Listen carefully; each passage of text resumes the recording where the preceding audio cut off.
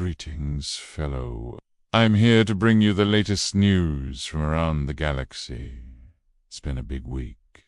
First, an update on the Pluto situation, now that it's been confirmed that our intrepid, plucky little space probe is on its last legs, running out of power after more than a decade of bravely exploring the Kuiper Belt.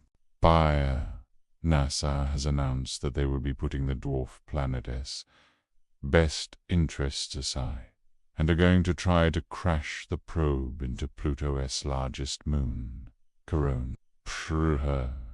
The goal is to study the plumes of debris ejected from the moon's icy surface upon impact. Scientists hope that analysis of this debris could reveal signs of past or even present life on the frigid satellite.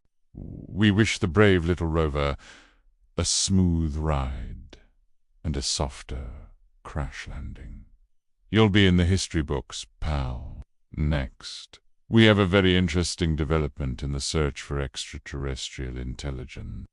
Astronomers have discovered a new planet that they claim could be humanity's best bet for finding life outside of Earth. That's because the planet orbits within the habitable zone of its star, meaning that it could contain oceans of liquid water. But that's not the exciting part. The exciting part is that it's only 4.37 light-years away.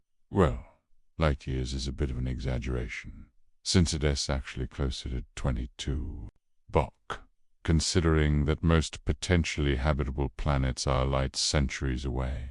This one is practically next door. So what's the catch? Well, while it is technically in the habitable zone, it's probably a tidally locked planet, which means that one side of the planet experiences eternal daylight and the other side eternal darkness.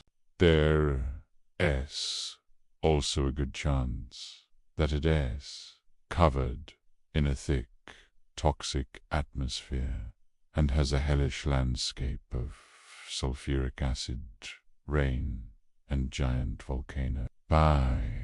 Hey, if you like that sort of thing, it could be just the place for you. Finally, we come to the main story of this week's news.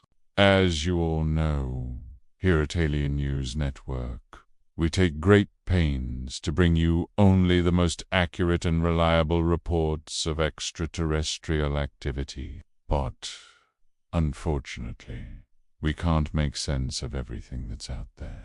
Every now and then a story comes across our desks that makes us wonder, did we miss something?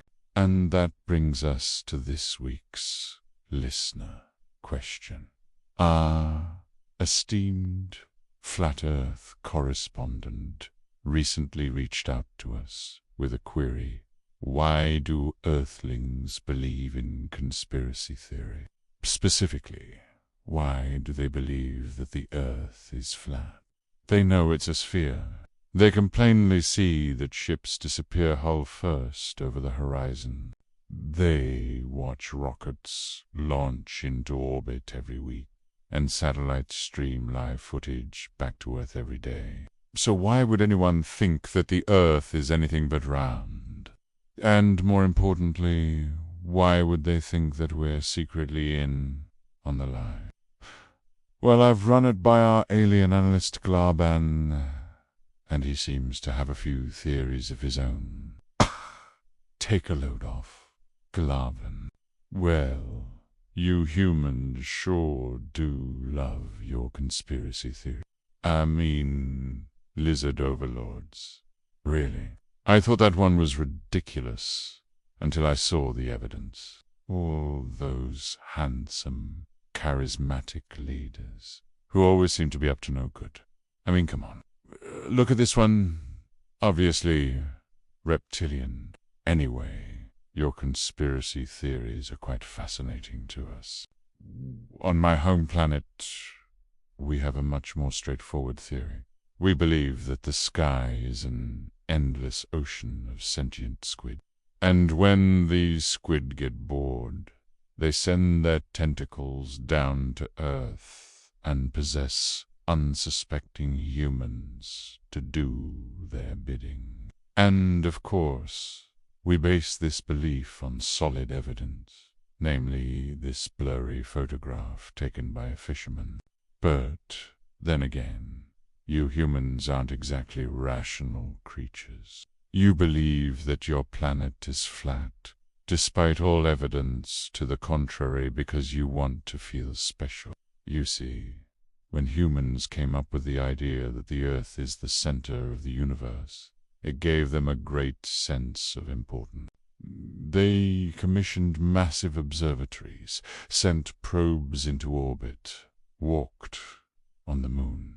It was a golden age. Then science came along and ruined everything.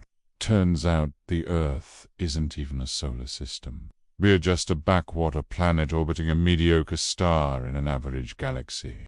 And that was a blow to your fragile egos. But you can't admit that, can you? It would break your hearts.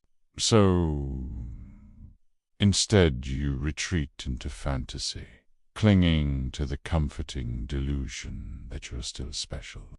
You know, it's almost adorable. Thanks, Glaban. I'll let you know if we find any squid.